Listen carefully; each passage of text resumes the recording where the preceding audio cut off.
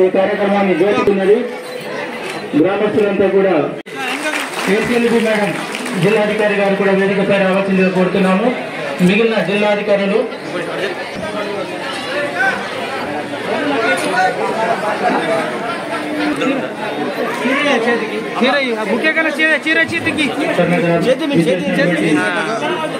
Madam గారికి అలాగే గ్రామస్తులందరికీ మా ఆదివాసుల పరిస్థితి మీకు తెలుసు మేడం. మేము ఖచ్చితంగా లేనుంటే మేడం మేము ఖచ్చితంగా మేము బాగుపడతాం మేడం. విద్యాప నుంచి మీకు ప్రత్యేకంగా ధన్యవాదాలు తెలుపుతున్నాం మేడం.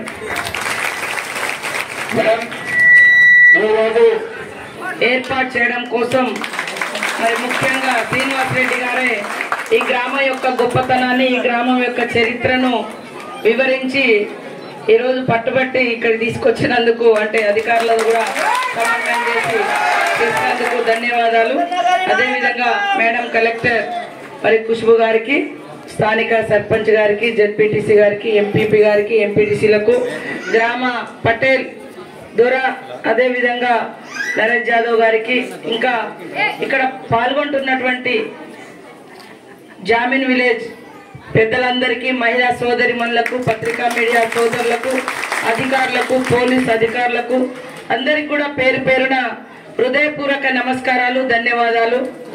ఇక్కడికి రాగానే మరి మొదట కనిపించింది మనందరి కోసం, మన జాతుల కోసం పోరాటం చేసినటువంటి మహనీయుడు కొమరం భీం గారి యొక్క విగ్రహం.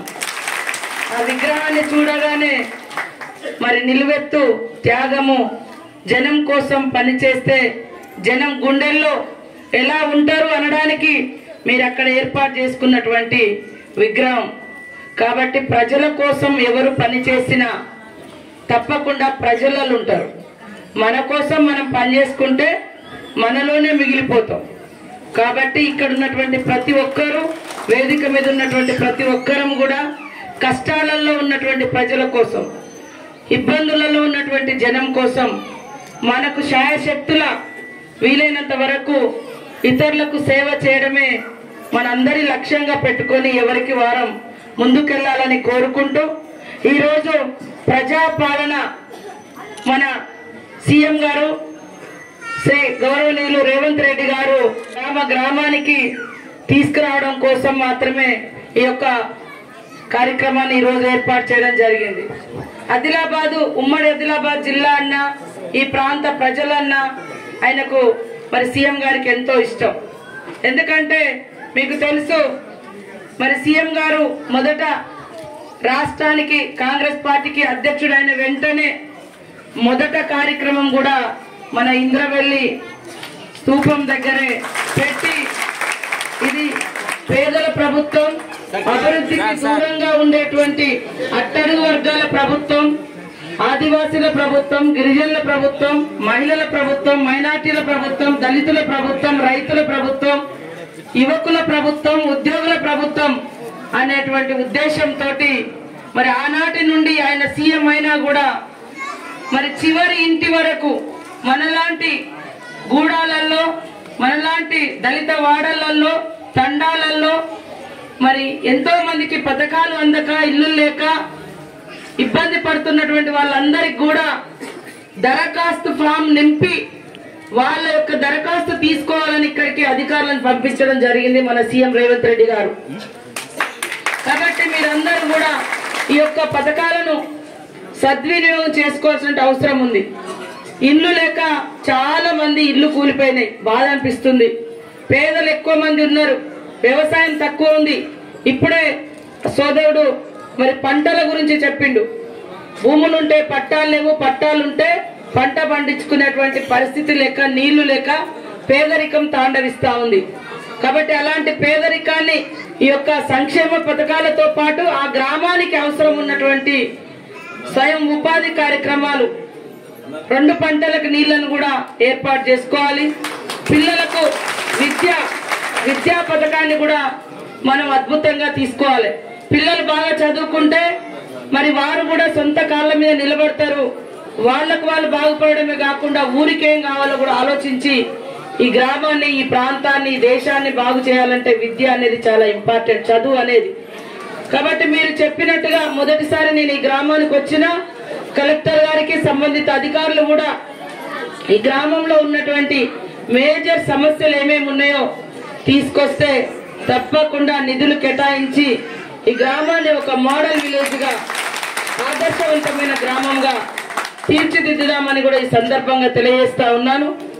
అదే విధంగా ఈ 6 గ్యారంటీల పథకాలలో మనకు మరి మొదట మహిళలందరూ, ఇక్కడ అక్కలు చాలా మంది వచ్చిర్రు, ఆడవాళ్ళ యొక్క పరిస్థితిని చూసి సీఎం గారు, సోనియమ్మ గారు బస్ ఫ్రీ చేయడం జరిగింది. రోజుకు మరి ఎక్కడికైనా వెళ్ళాలంటే ఎంతో ఖర్చుతో కూడుకున్నటువంటి వ్యవస్థ కాబట్టి బస్ ఫ్రీ ఉంది. ఆరోగ్యం కూడా రాజీవ్ ఆరోగ్యశ్రీ పథకం కింద 10 లక్షల వరకు మీకు ఉచితంగా వైద్యం కూడా అందించడం కోసం మేము మంత్రులుగా ప్రమాణ స్వీకారం చేసినటువంటి 2 రోజులలోనే మరి సోనియమ్మ బర్త్డే సందర్భంగా ఆనాడు తెలంగాణను ప్రకటించిన రోజును దృష్టిలో పెట్టుకొని డిసెంబర్ 9వ తారీఖు నాడే మరి ఉచిత బస్సు ప్రయాణము, అందరికీ ఆరోగ్యశ్రీ, రాజీవ్ ఆరోగ్యశ్రీ పథకాన్ని పెట్టి ఇప్పుడు మరి ఇందిరమ్మ ఇళ్ల కోసం గృహజ్యోతి అంటే ఉచితంగా 200 యూనిట్ల వరకు మీకు కరెంట్ ఫ్రీ. ఇక్కడ మనకు ఒక 2 బుగ్గలు, ఒక ఫ్యాను, చిన్న చిన్న వస్తువులు ఉంటాయి.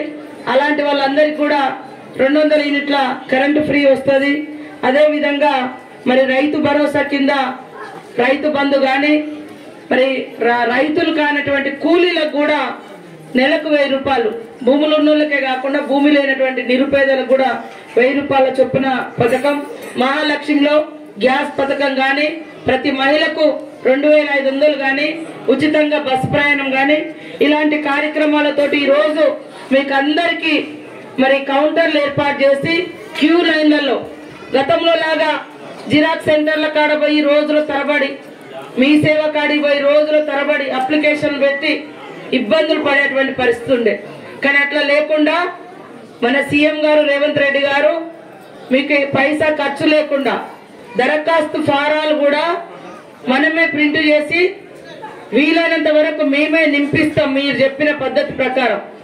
అది కాకుంటే అక్కడ మీ ఇంట్లో ఎవరైనా చదువుకున్న పిల్లలు ఉంటే వారితో కూడా రాయించుకొని దాని మీద అప్లికేషన్ ఫామ్ మీద ఒక ఫోటో పెట్టుకోండి, ఆధార్ కార్డు నెంబర్ వేసుకోండి, రేషన్ కార్డు నెంబర్ వేసుకోండి. ఇవి మాత్రం తప్పకుండా వచ్చేటప్పుడు పట్టుకొచ్చుకోండి. ఒకవేళ రాసుకోలేని పరిస్థితి ఉంటే photo, Aadhaar card, ration card పట్టుకొస్తే ఇక్కడ ఉన్నటువంటి అధికారులు కూడా ఆ యొక్క దరఖాస్తు ఫామ్ ను నింపి మరి ఆ కాగితాలన్నీ, ఆ దరఖాస్తులన్నీ కూడా తీసుకోవడం జరుగుతుంది. ఇది ప్రజల పాలన, ప్రజల సంక్షేమం కోరుకునేటువంటి పాలన తప్ప ప్రజల్ని సంక్షోభంలోకి నెట్టే పరిస్థితి కాంగ్రెస్ పార్టీది కాదు, కాంగ్రెస్ ప్రభుత్వంది కాదు. మన ఇళ్లకు ఇప్పుడే సంక్రాంతి వచ్చినట్టుగా, ఇప్పుడే మన ఇళ్లలో నాగోబా జాతర పండుగ వచ్చినట్టుగా మీరు ఈ రోజు దరఖాస్తుల కార్యక్రమంలో పాల్గొనడం చాలా చాలా సంతోషం. తప్పకుండా స్కూల్ గురించి గాని, నీళ్ల గురించి గాని, పొడి భూములు గాని, ఇండ్ల సమస్య గాని, ఏ సమస్య ఉన్నా మీ ఆడబిడ్డలాగా నేను మీకు అందుబాటులో ఉండి సేవ చేస్తాం. కాంగ్రెస్ ప్రభుత్వం అంటే సేవ చేసే ప్రభుత్వం, పేదలకు భూములు ఇచ్చే ప్రభుత్వం, పేదలకు పని కల్పించిన ప్రభుత్వం. 100 రోజుల పని తెచ్చింది ఎవరు? సోనియా గాంధీ గారు 100 రోజుల పని ఇచ్చింది. పోడు భూముల హక్కు చట్టం తెచ్చింది ఎవరు? సోనియా గాంధీ గారు.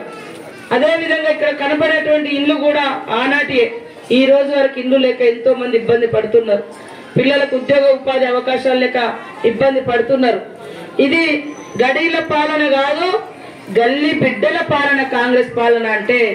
కాబట్టి మీరు ఏదున్నా కూడా స్వేచ్ఛగా మాతో చెప్పుకోవచ్చు. అదే విధంగా ఇది 8 రోజులు ఉంటది. మీరు హడావుడి పడొద్దు, ఇబ్బంది పడొద్దు. ఒక ఇంటికి ఒక దరఖాస్తు, ఆ ఇంట్లో మీ కుటుంబ సభ్యుల పేర్లు రాయండి. మీకు ఏమైనా డౌట్ ఉంటే అధికారులు ఉంటారు. ఇవాళ అయినే కాకుండా రేపు కూడా ఇంకెవరైనా ఉంటే రేపు కూడా తీసుకుంటారు, ఎల్లుండి కూడా తీసుకుంటారు. దరఖాస్తులు అన్ని తీసుకొని మీకు ఏ పథకానికి మీరు అర్హులో ఆ పథకం మీకు అందిస్తారు. కాబట్టి అందరూ కూడా సర్పంచ్ గారు, ఎంపీటీసీలు, జెడ్పీటీసీలు, స్థానిక యువకులు, ఇక్కడటువంటి ఉద్యోగులు, ఎందుకంటే నిరక్షరాస్యత ఎక్కువ ఉంటుంది, చదువు రానటువంటి మన ఆదివాసీ జనాలు ఎక్కువ ఉంటారు, లేదా ఇతర కమ్యూనిటీలలో కూడా, దళితులలో కూడా మరి చదువు రానటువంటి పెద్దలు కూడా ఉంటారు. మారుమూల ప్రాంతాలలోనే అన్ని కులాలలో ఆ పరిస్థితి ఉంటుంది. కాబట్టి చదువుకున్న యువకులు మరి వాళ్ళ యొక్క ఫారాలు నింపండి దయచేసి. ఇదొక సహాయం అనుకుంటేలా నన్ను దీవించినందుకు పేరు పేరున నమస్కారాలు. మేడం అని అన్నందుకు సీతక్కనే, మేడం లేదు, మేడం అంటే దూరం దూరం అయిపోతాం. సీతక్క అంటేనే మీ అక్క, మీ చెల్లె, నేను. అదే గుర్తు పెట్టుకోండి. అదే స్వాస్థ్యం. పదవులు స్వాస్థ్యం కాదు, విలువలు స్వాస్థ్యం, మంచి పనులు స్వాస్థ్యం. కాబట్టి మీరు ఎప్పుడైనా నన్ను సీతక్క అని పిలవచ్చు. మీరు ఇక్కడికి అందరికి వచ్చినందుకు పేరు పేరున అందరికీ నూతన సంవత్సర శుభాకాంక్షలతోటి తప్పకుండా ప్రతి ఒక్కరికి ఈ గ్రామంలో ఇల్లు లేనటువంటి వాళ్ళందరికీ ఇల్లు, గృహజ్యోతి పెన్షన్ కానీ, అదేవిధంగా గ్యాస్ సిలిండర్ కానీ, వాటితో పాటు ఇందాక మరి ఆ పెద్దలు చెప్పినట్టుగా కొన్ని సమస్యలు చెప్పారు. కలెక్టర్ గారికి మరి కోరుతా ఉన్నాము.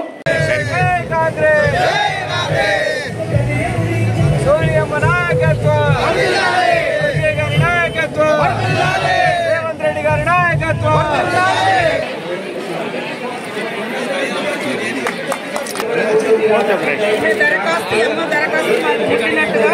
Chandrakala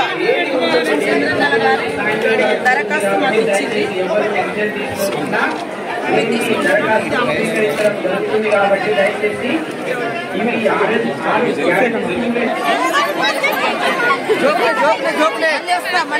right right